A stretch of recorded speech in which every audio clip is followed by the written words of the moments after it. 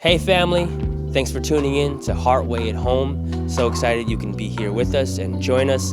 Today we're gonna flip the script. We're gonna have a little bit of a format change. We're gonna do a Q&R. So it's gonna be a question and response. So we have some questions that have been asked through our social media platforms, through our YouTube and our Instagram and our Facebook. So we have those questions, and we're also gonna have some questions through our live audience that people are gonna be able to ask in the moment, and then Pastor Danny will respond to those questions, and we're gonna have a great conversation here at Heartway.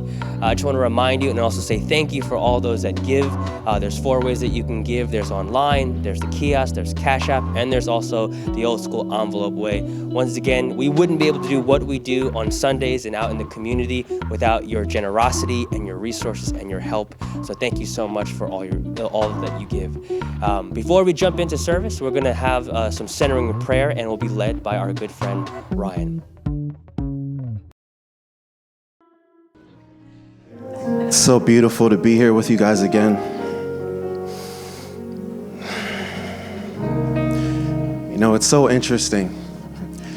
Those of you who know me know that I experience some digestive issues. I have something called IBS, and I had a flare-up last night.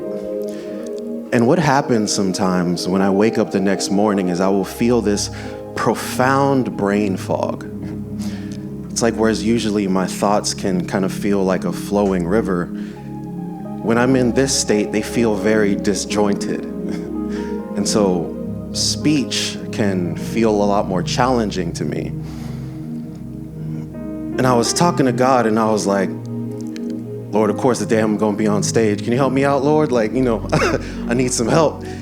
And I was still finding this profound difficulty with being able to communicate effectively.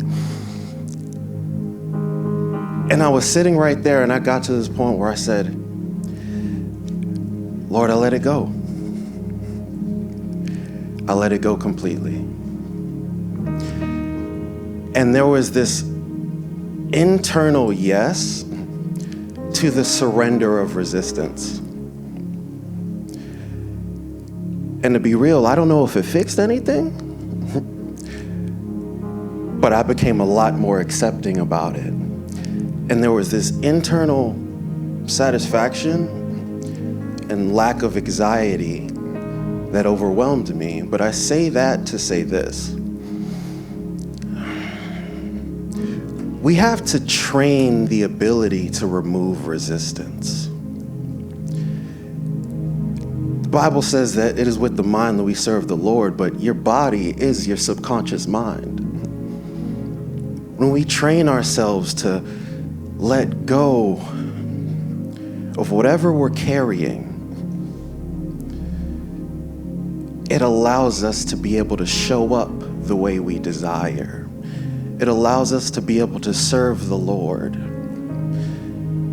And so I'm saying that to say, when we do centering prayer, this isn't just a time to feel good. This isn't just a time to do a routine. This is training us in surrender. It's training us to let go physiologically so that we can serve spiritually. And it is with that being said, I invite you to get comfortable. Forget anything that is outside of you. In your own time, you may close your eyes.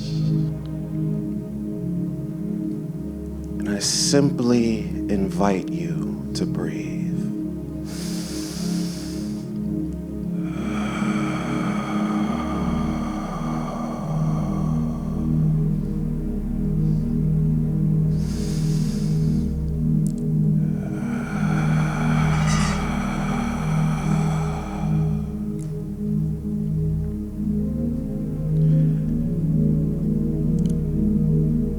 As you feel the breath going into your lungs,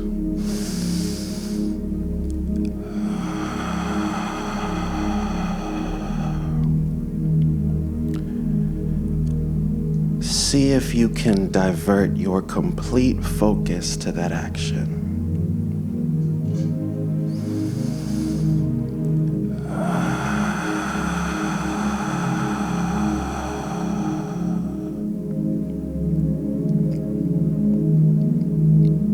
And as you exhale,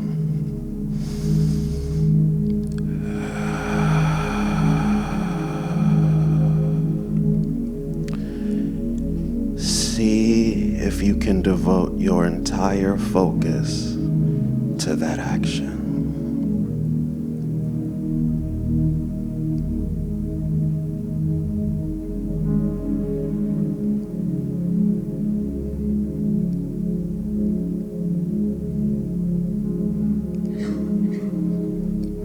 Observe how the breath just happens.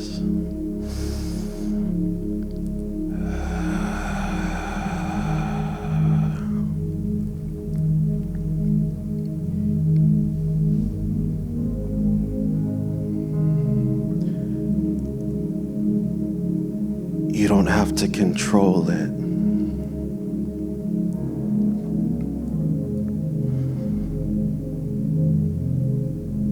There is nothing that you need to do here.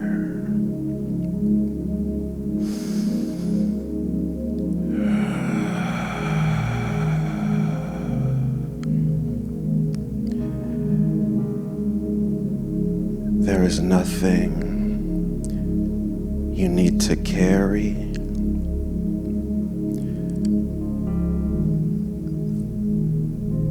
There are no problems to solve. Just breathe.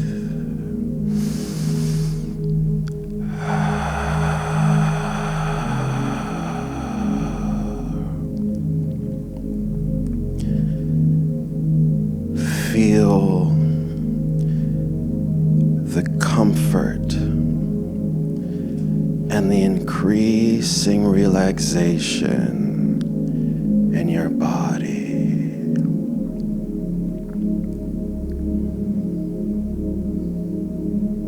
Feel your shoulders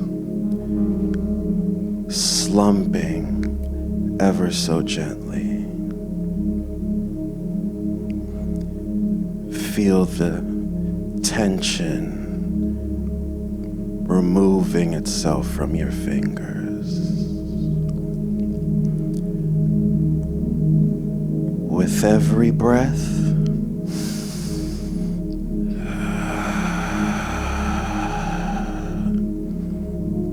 you're going deeper and deeper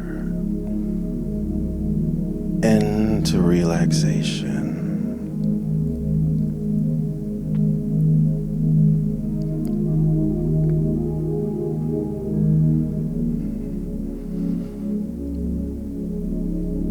Imagine yourself sitting inside the comfiest home you've ever seen.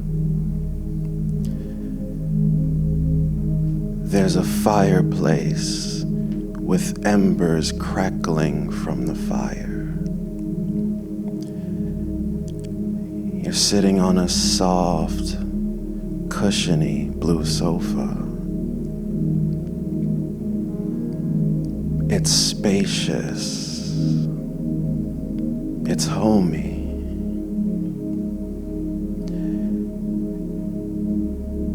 And you hear God's voice.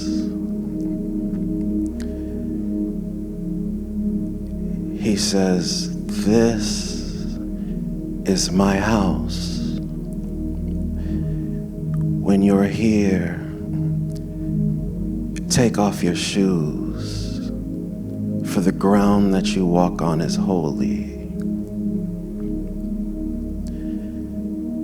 Your shoes are a representation of your worries, a representation of your thoughts.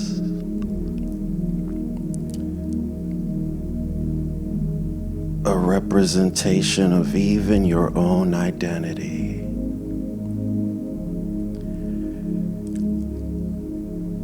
Put it all down here.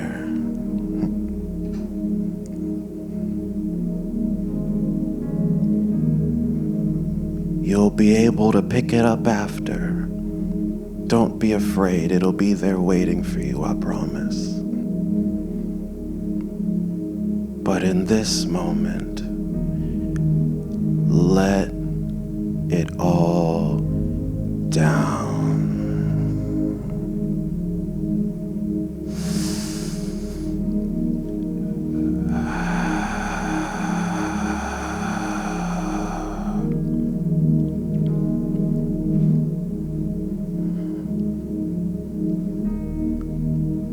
Weightless.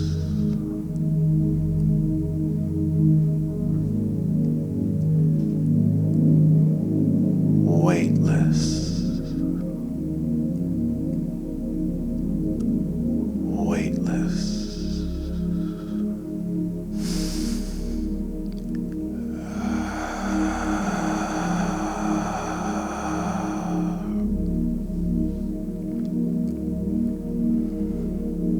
Feel yourself sinking into the sofa.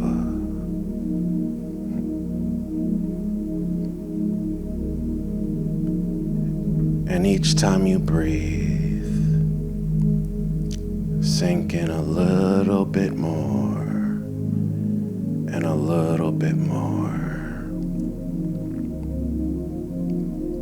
Your muscles feel like jelly.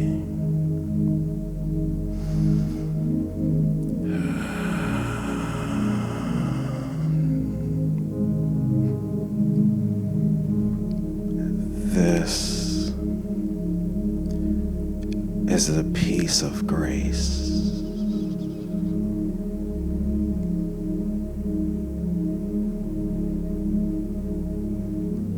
Bask in it.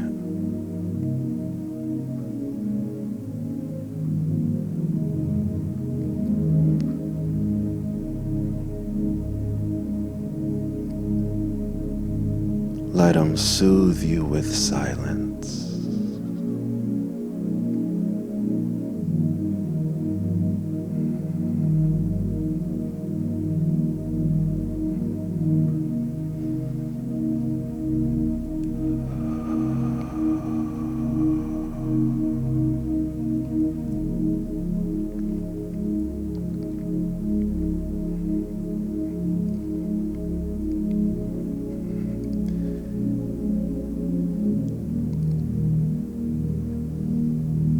The way you feel right now,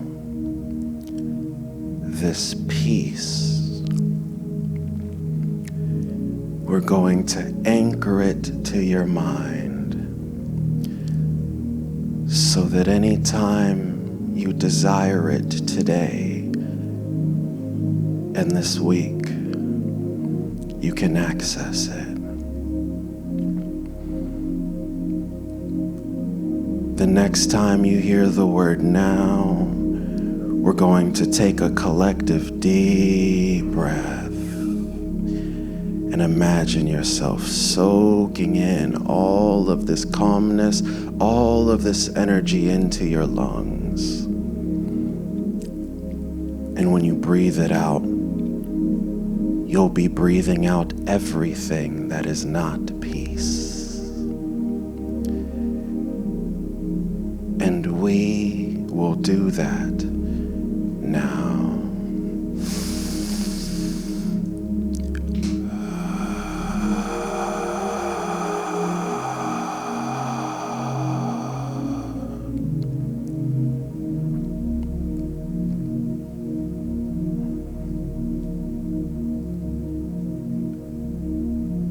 And ever so gently, in the same way that you would rock a baby, slowly bring your awareness back into your body. Feel your fingers, your arms, your your legs, your face. Feel them warming up as you're becoming just a little bit more alert. And in your own time, you may open your eyes. We love you, and we thank you, Heartway family. Thank you.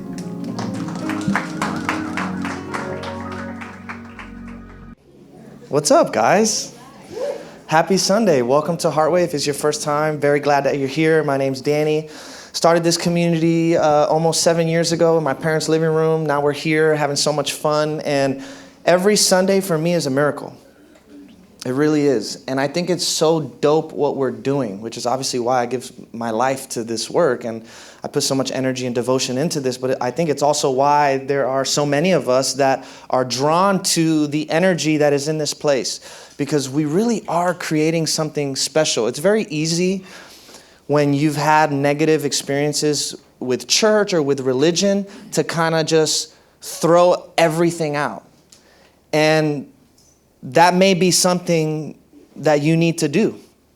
However, as I've reflected back on my experience with church and religion, I've also seen a lot of good, beautiful things that I don't want to let go. And one of those things is just the gathering together for the sake of creating spiritual community, to create a hub, a place that can be a safe space for people to explore themselves. That's what Heartway is all about. This is a place of self-discovery. Our vision is to help people discover themselves in God and transform the world through love.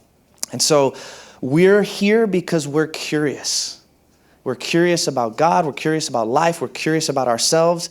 And as we get to know ourselves deeper, we get to know God deeper. Because it's the same journey. To know God is to know yourself. To know yourself is to know God.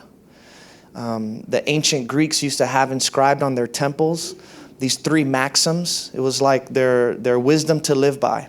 And the first one is know thyself. Why would they put that as number 1? I don't know, but I'm curious as to why any group of people would put together a list of maxims and wise sayings to live by. And the first one is know yourself. The second one is everything in moderation. And the third one is I forgot.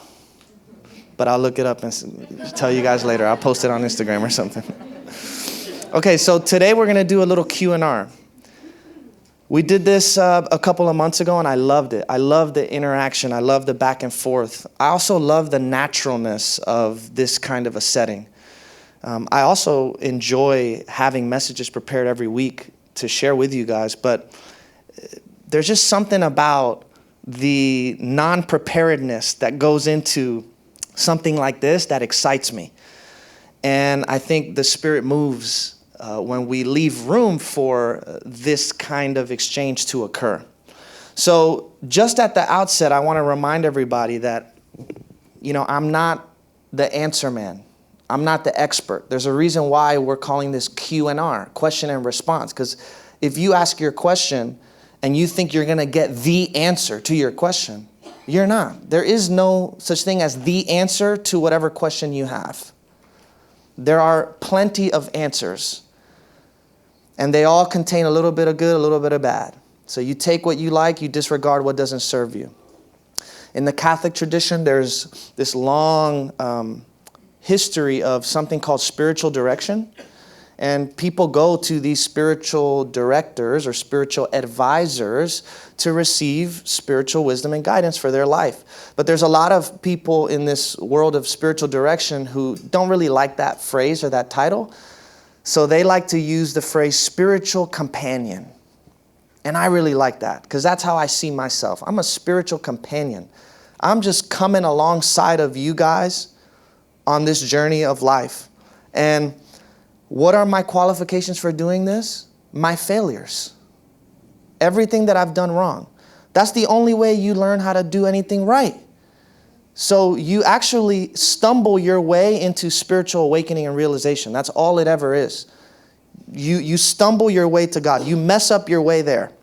So everything that I'm going to share with you from whatever questions we have to discuss today, it's coming from my life experience, and it's coming from not doing it right. And so also, if you think about it, like if you want to make some strides in your physical fitness, or if you want to get healthy with your diet, you go to people that kind of know a little bit of what they're talking about in that area. Doesn't mean they're better than you or not, but these people are just really interested in this niche. So let me go talk to this person who's really interested in this. They may have some nuggets of wisdom for me to chew on. That's all it is with me and God and spirituality. I just happen to really enjoy this, so I think about and reflect about these matters more than maybe probably the average person. But it doesn't mean I'm above or below anybody. And the good thing about spirituality is this wisdom is universal. It's already within you.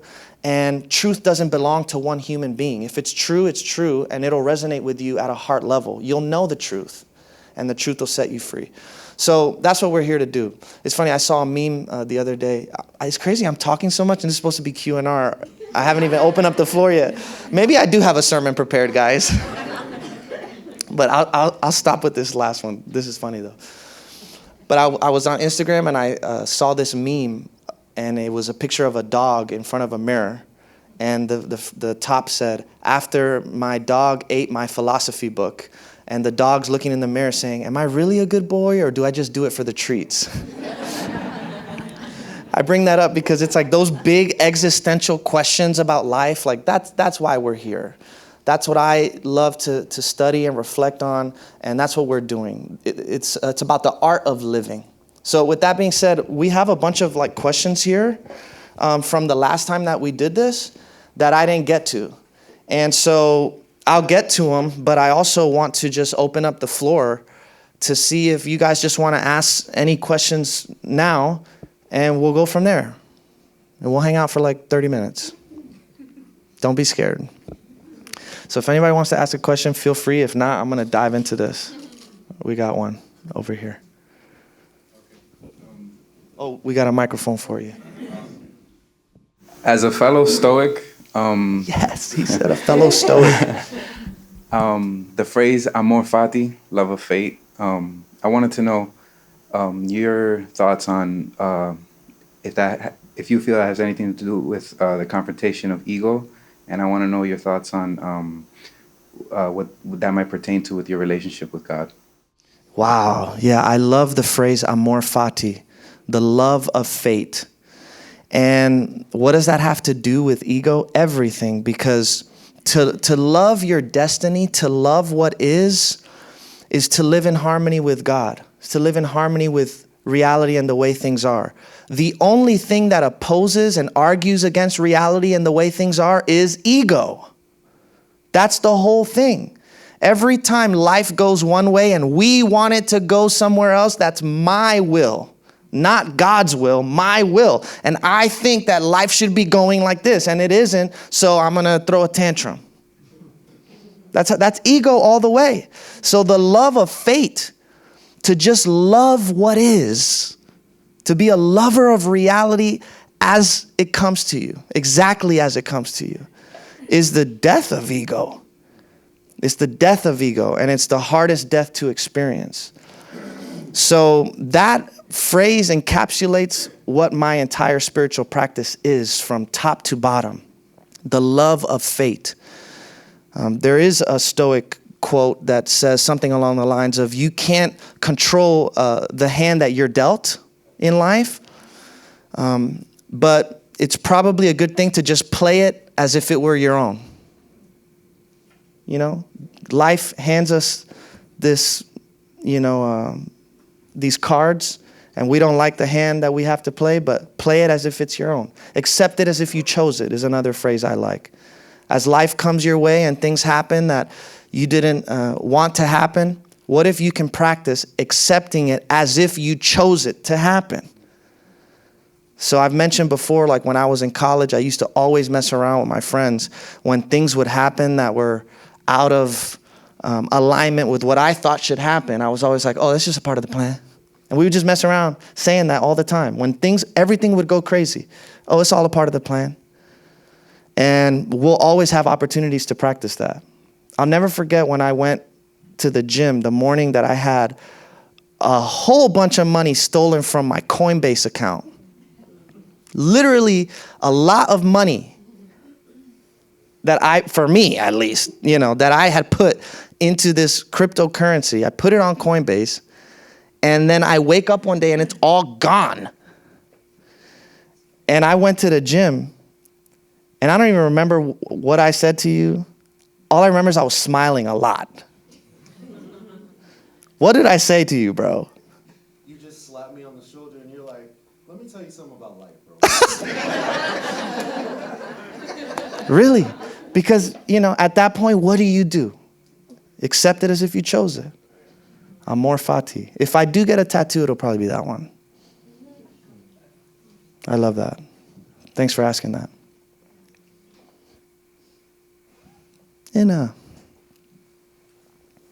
Thank you. So, dear Dr. Prada. Oh, you're you. so First, nice. Yes, guys, he's a doctor, okay? He's not spiritual partner or something. Yes, it is, but he's a doctor, Danny Prada. So first of all, Danny, thank you so very much to you and to your parents to accept us as a part of the family. We love Heartway very much, and we love you dearly.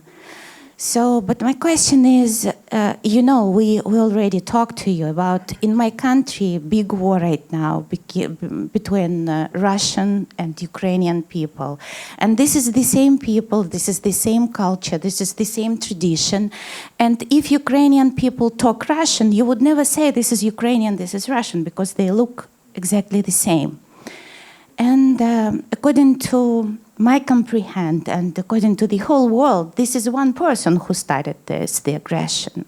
This is the president of Russian Federation. And 2 weeks ago, this is the question, 2 weeks ago it was an Easter. And the whole world saw the picture of this person holding candle and praying for God, for people, for everything, for life, okay? Technically for life.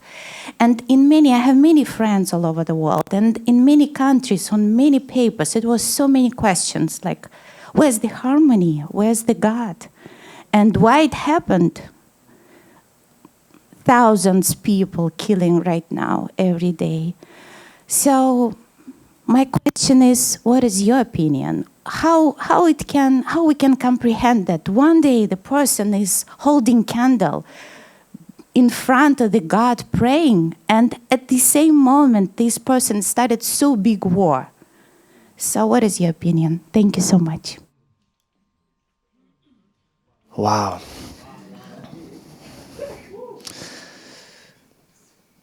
So many wars that have been fought in the name of God. So many wars that have been justified by God, according to the people who fight these.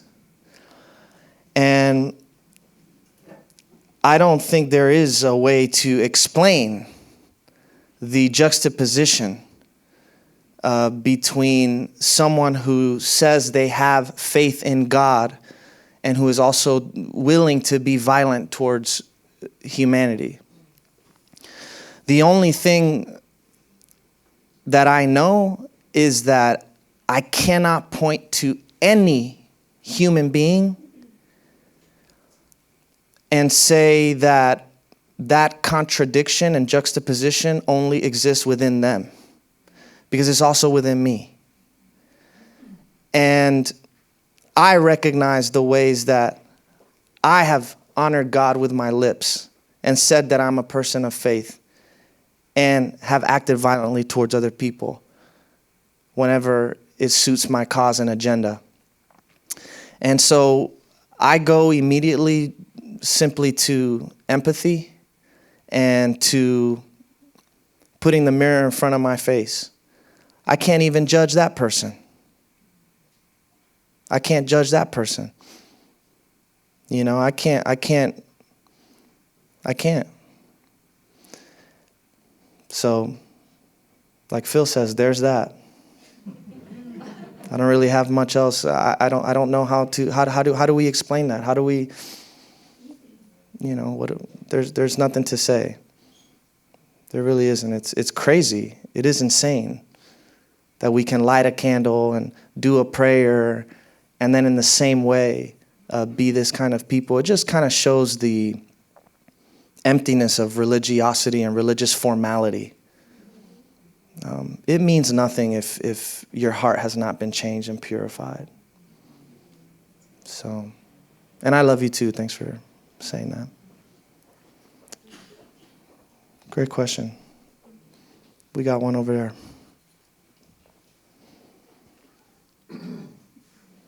How far do I?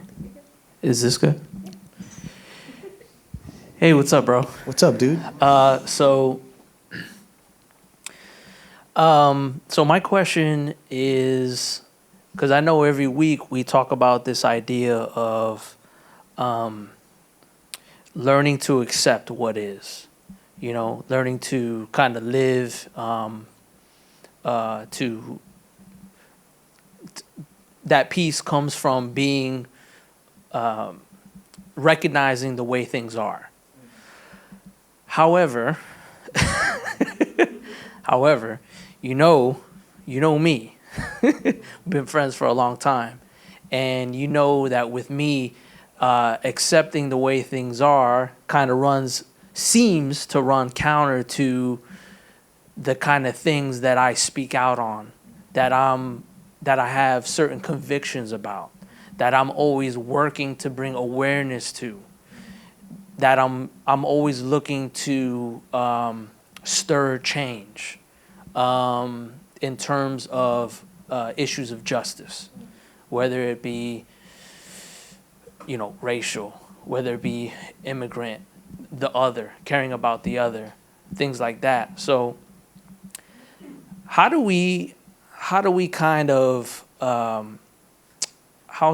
do we reconcile this idea of our peace coming from accepting the way things are with this command from Jesus to love our neighbor, this command from Jesus as he's rising, as he's going up to heaven, to kind of bring this good news into all the earth, to kind of bring the announcement of the kingdom and a new way of being in the world, which part of that work includes justice work. How do we reconcile these two things that kind of seem like they can't really live together? Oh, I'm just going to kind of be cool. I'm going to accept the way things are. And then on the other hand, no, actually, I'm not going to accept the way things are. I'm going to try to make a change because we are change agents. Thanks, bro. That's a really great question. And what comes to my mind is that if there isn't initially a fundamental acceptance of what is, then the energy with which we go about bringing about social change ends up just creating more of the same problem that we're trying to fix, if that makes sense. There's a lot of people who do incredible work of justice in the world, and they protest, and they're, donating money, and they're speaking out for these causes. But it is the manner in which they go about doing that that is really divisive, violent, abusive at times, very exclusive, and we've seen that. When political tensions get really high, we're scared to have Thanksgiving dinner with family members. We're nervous about posting something on Facebook. We lose all those friends on Facebook and Instagram because we block them all.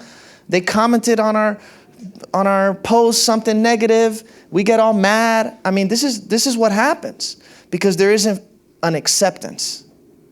So first is the acceptance. Then when you accept people as they are and you accept the situation for what it is, you can go about doing something to bring healing and to bring change that isn't going to create more of the same issue.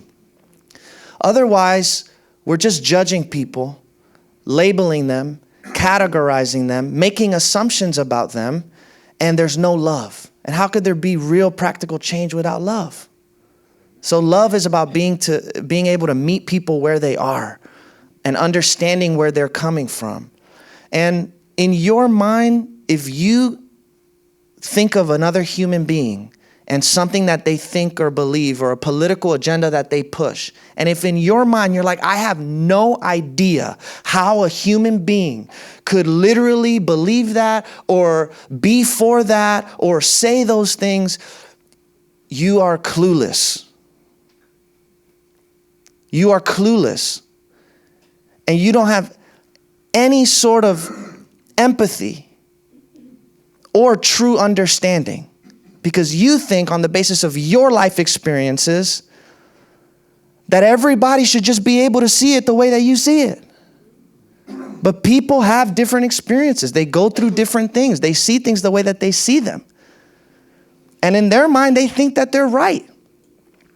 Can you put yourself in their shoes? Try and look out through their eyes. Find a hint of compassion and empathy for your political opponents, for your religious, contemporaries and companions of other faiths. Whatever the issue is, can you see them as human beings first? That's going to affect the way that you treat them. And that's what's really going to bring about change. Yelling at people, in my estimation, yelling at people, shaming them because they vote for a certain person or back a certain cause doesn't bring about change. It hasn't been working for us up to now. And if we can't accept the chaotic nature of life and reality, this is just how things have always been. And if we can't accept the craziness and the chaos of human beings trying to create a society,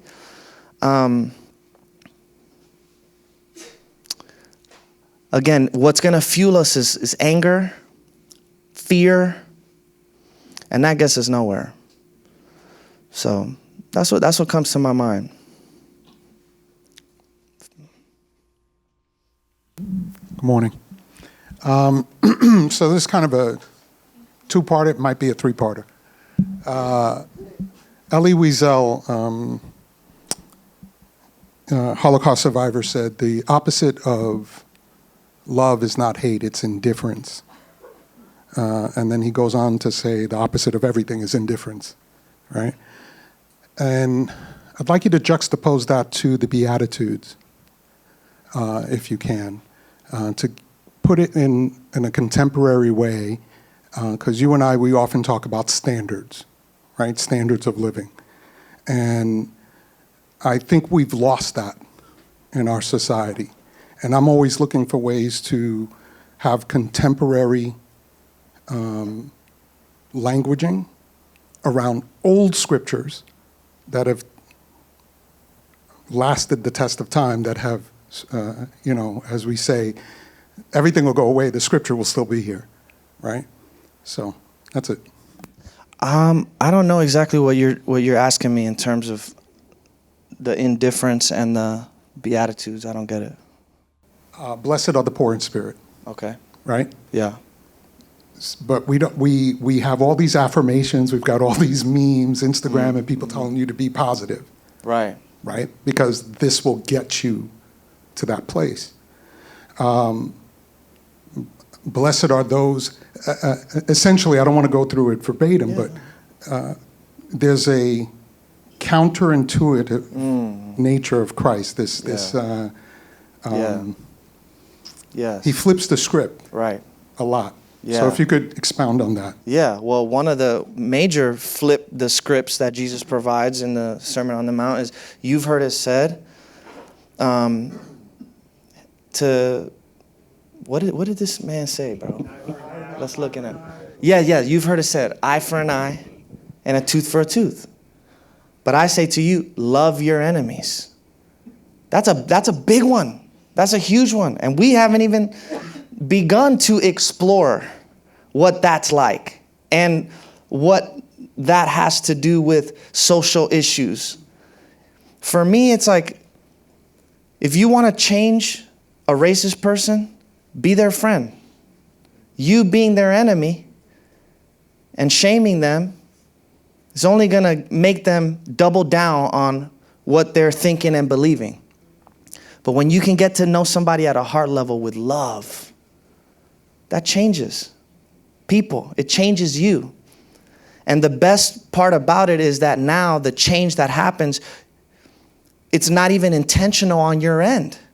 You don't even want to change the other person. You're not trying to change them anymore.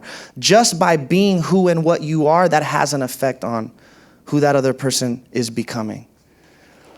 I also love blessed are the poor in spirit. They will see God. What does it mean to be poor in spirit? I interpret that as like an inner emptiness. Inner emptiness. Not having any attachments. I'm not attached to my self-image. I'm not attached to my possessions. I'm not attached to my judgments. I'm just open, empty, waiting to be filled. That's a heart that I think is ready to be molded by God. Let me take one of these to spice things up. Oh, this is a thank you to everyone who makes this place happen. Cool. That's nice.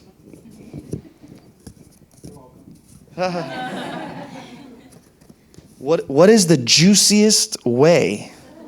Should I read it first inside of my head before I read it out loud? What is the juiciest way you can imagine being an inspiration for an invitation to emulation? Oh no, this man writing a poem or a girl's writing a poem here. This is awesome.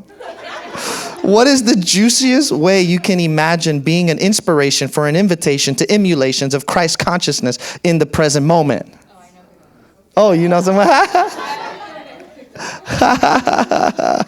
Okay, wait, these are so many big words. What's the juiciest way you can imagine being an inspiration for an invitation to emulations of Christ consciousness in the present moment? Just be it. Just be it.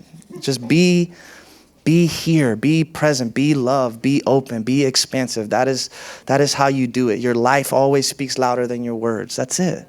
Your life always speaks louder than your words. And it's really interesting being in the spiritual religious space that I'm in, because something that you notice is that there's so much information that is available to us through the interweb.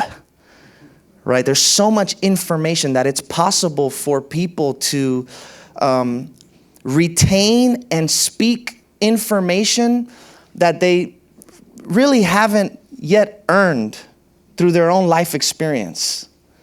And so we speak beyond our manner of living, and that's when we get in trouble. We really should only be teaching what we can apply. And it is the application of the principles that really brings about the change in people's lives around us. So just be about it. That's why I like to say that spirituality is a lot more about unlearning than it is learning. It's about unlearning all of the unhealthy thought patterns and belief systems that we have adopted throughout our life. It's not about filling our head with more and more and more information so that we can have an answer for every question. Pour in spirit, empty yourself, and then stay empty and just be love. That's what'll do it. Is there a specific dress code that you believe pleases God? No. What is your stance on tattoos? Don't have one. They're dope. I mean, I don't have any, but the real reason why I haven't had any is because I've been scared of the little thing, and the pain. I'm just not into it. I grew up in a family where, nobody really does the tattoo thing, so I don't, but my ex-wife had a bunch of them, and it is, it's cool. So I like asking people about the messages on their tattoos, but, dude, this is not a place where we're doing rules like that. How can I continue to have God lead me to the promised land? You're there. Wake up. Open your eyes. Open your eyes. We always make the promised land some place far in the future that we'll get to sometime. You are there. And you've always been there. That's why it's grace. And it's this realization that Jesus said, the kingdom of heaven is here. It is among you. It is within you. And what's keeping us from seeing the beauty of life as it is, the kingdom of heaven here now, the promised land that we are in, is what we're thinking and believing about life, the filter through which we perceive life. And so that's why the only thing there ever is to work on is what's happening in your mind, because that's all you're ever dealing with. And the worst thing that could ever happen to you, no matter what situation you're in life, is what you're thinking in your mind. So if you can learn how to be comfortable with your internal world and your internal process, it's not about just positive thinking. You got to learn how to welcome and embrace all that negativity and judgment that's in you too. The key is to learn how to see through it. Once you can see through it, once you learn how to put more trust in the voice of love than the voice of fear, then the negativity arises, the judgment arises, the anxiety arises, the depression arises. You see it, you welcome it, you embrace it, you sit with it.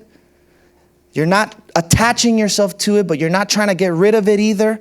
And it goes on its own. And then you find this peace simply in this state of awareness and observation. And you stay there. That's the whole game. And if you can do that, you will realize that the kingdom of heaven is here. One more.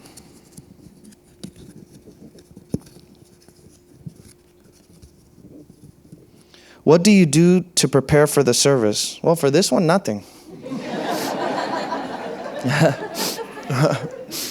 But it's cool. I like that a lot, actually, that I didn't prepare.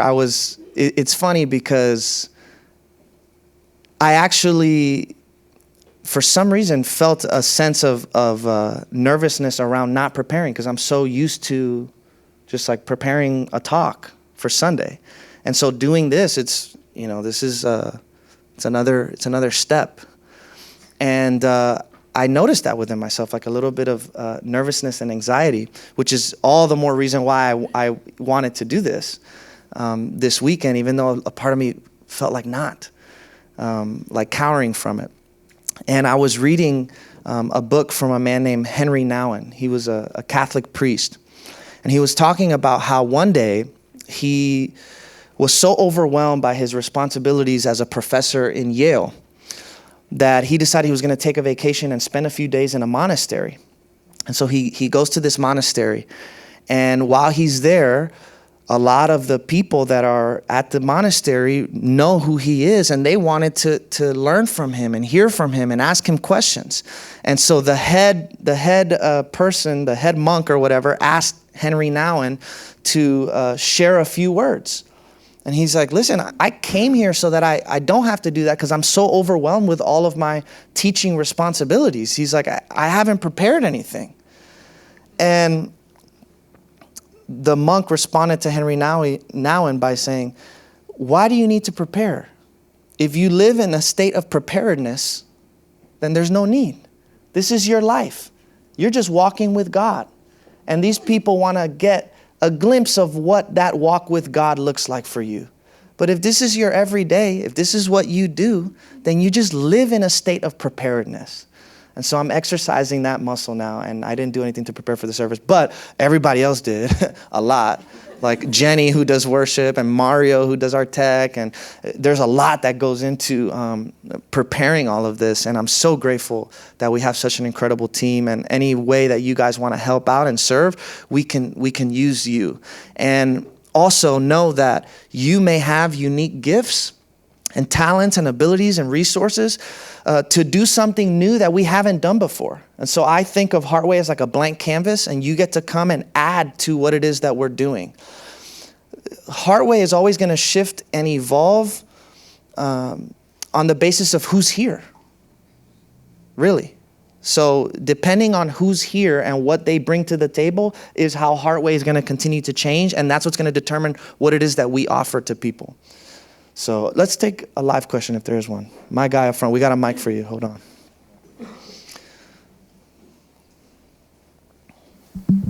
What up, Dan? What's up, brother? All right, so I guess I speak for myself, and I guess a lot of us in here, but sometimes in life we go through a lot of hurt and pain, and me believing in God and in faith, sometimes we kind of question it because of our pain and stuff like that. So I guess my question is, what do you think is a good way to deal with this and continue my faith and my belief, although thing after thing after thing. I love you, bro. I love you, bro. Can I give you a hug?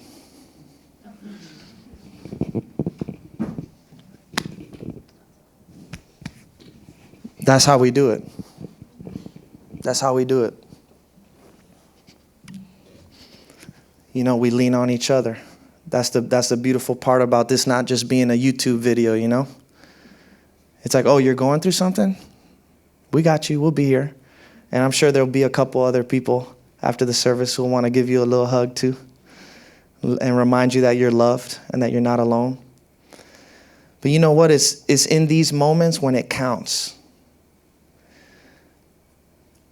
I always remember reading the scripture. For years, I would read the scripture in the book of James that says, count it all joy when you go through various trials and when you go through difficulties, because this is producing endurance in you, strengthening your faith. It definitely doesn't feel like that when we're in these scenarios, when we're in these moments. But when everything has crashed around me in my world, that has been a reminder to me that really the only thing that matters is this faith practice that I have, is the only thing that I can cling on to. It's the only thing that I can cling on to. And it's hard because when we're in situations like this, when we're overwhelmed by life, it feels helpless, like we can't do anything about it. And that's what makes it so difficult. That's what makes it so miserable. And it's only by getting comfortable with the helplessness of the situation that we can actually get through it. Because at that point, when you finally reach the end of your rope, that's when God's strength can sustain you, when you're no longer relying on your own. And so, I love you again. You're not alone. There's no easy answers in this time, but answers is not what you need. Answers is not what you need. And everything that you do need, God's already given it to you. Very good.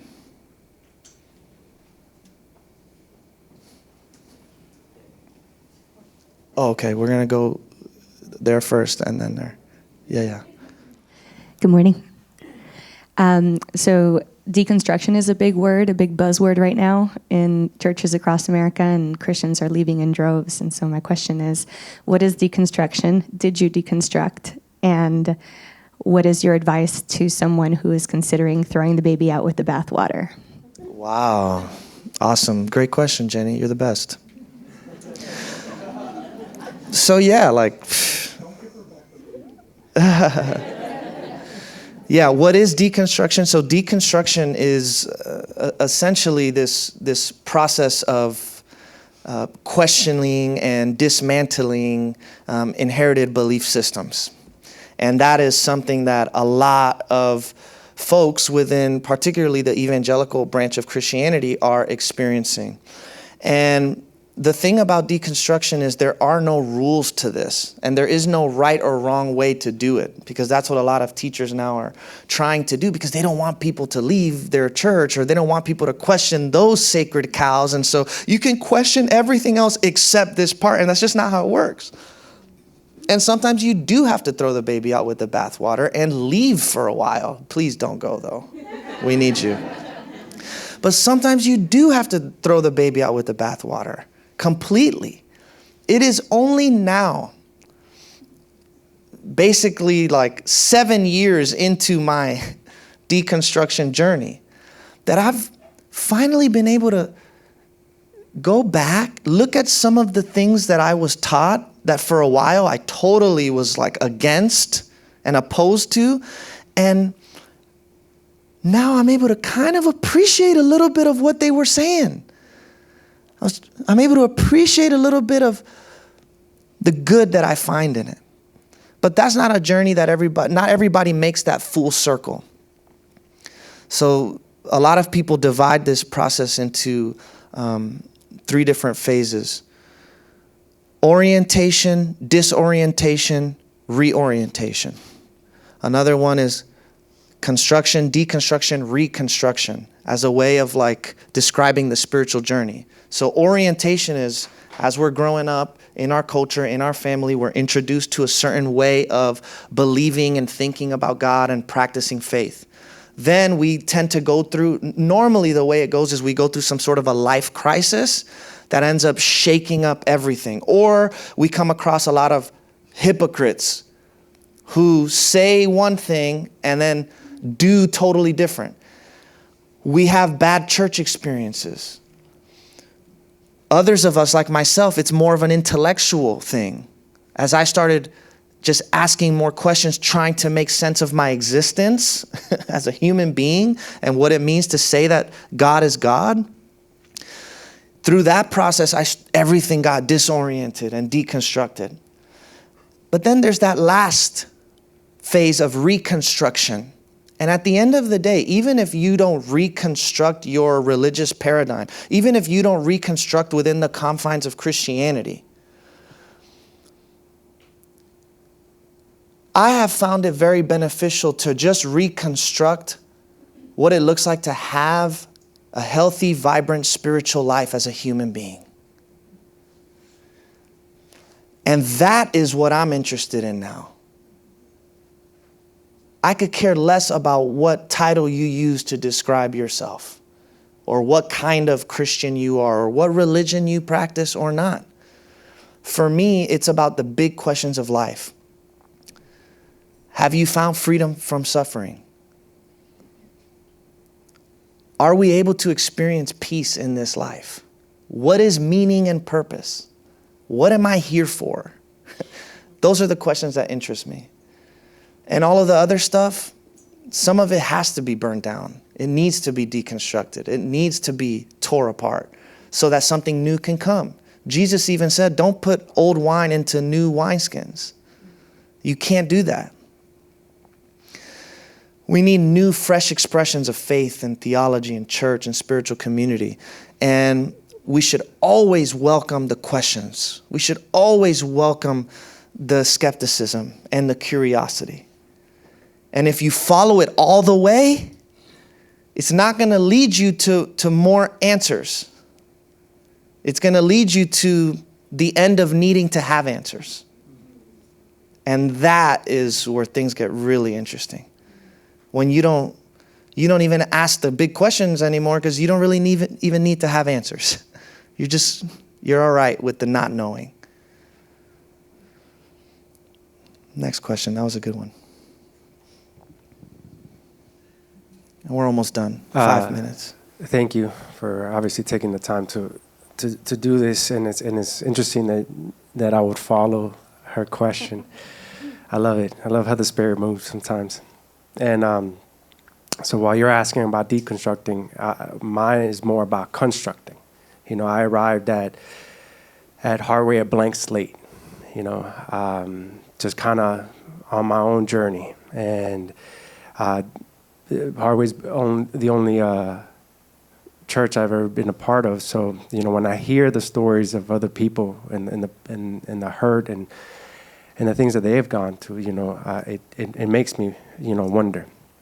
And I as I've try to construct my own faith, what I appreciate about Heartway is it allowed me to have a very balanced view as I read the scriptures, as I do my study. You know, I'm very, I try to be a student of the Word. And so my question is you know, I've become, because of my, you know, studies and I've become, you know, genuinely concerned for members of my family and members, you know, like friends of mine who don't believe in Jesus and, you know, his expected return.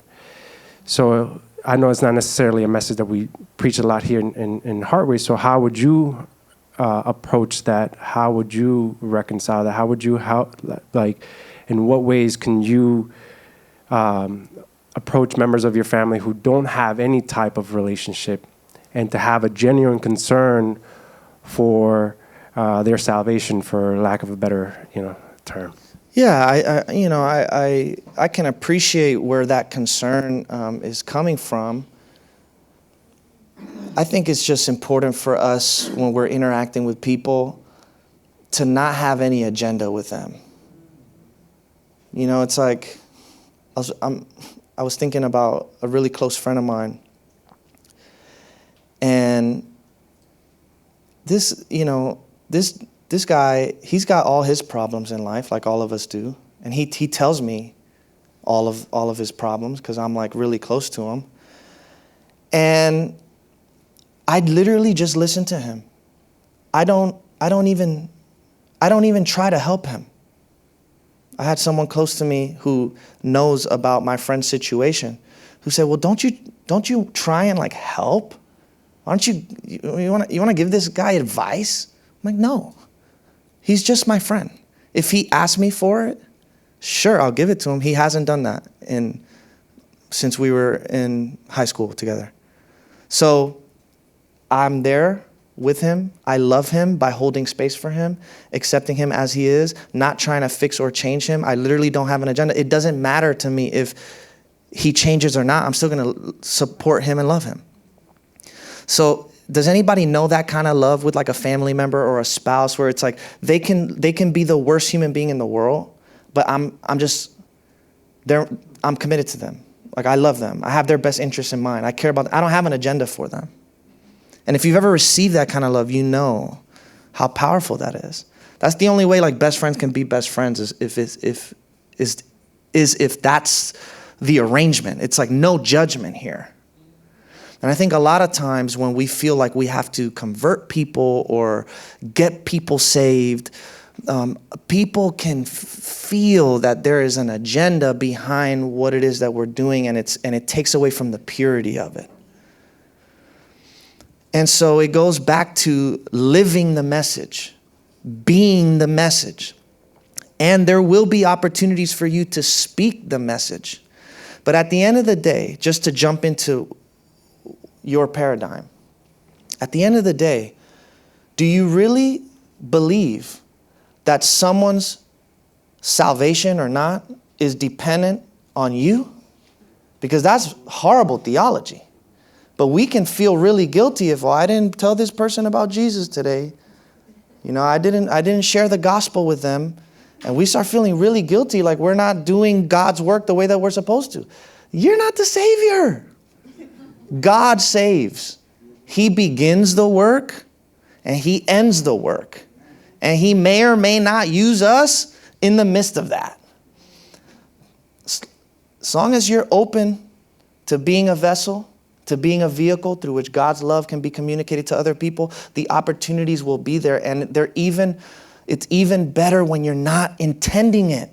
It's like I was talking to some friends of mine the other day during our circles of trust. And they were talking about how someone went up to him and thanked him for something he did years ago that he didn't even realize he did.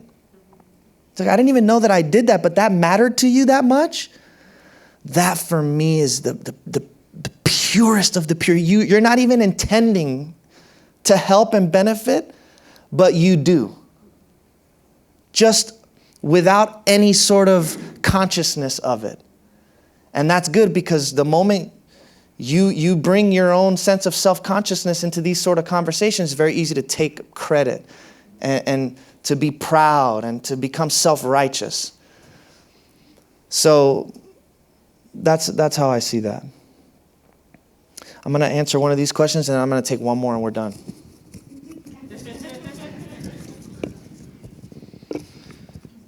Oh, wow. How can someone learn how to surrender into God's will? It's going to hurt, and there's no way around that. There's literally no way around that. It's going to hurt. How do you learn it? By doing it. And you're not going to want to do it, and it's going to be painful, but you do it. Surrender. And that's really all you're doing over and over and over and over and over again. Surrender, surrender, surrender. Eventually, it's not going to be painful to do it anymore. It's not going to hurt to do it. You're actually going to realize that this surrender shields you from the hurt. What hurts is not surrendering. What hurts is trying to control everything. That's actually what hurts. One more question. All right, I just want to leave you with, you can take this, okay? A new paradigm for understanding sign language. If actions speak louder than words, then when we're trying to impart what God has done through us, use that as the sign language to reach other people. Boom. With that being said, peace to you. I love you guys. This was fun. This was awesome. And we'll do it again. Come back next weekend. We'll hang out.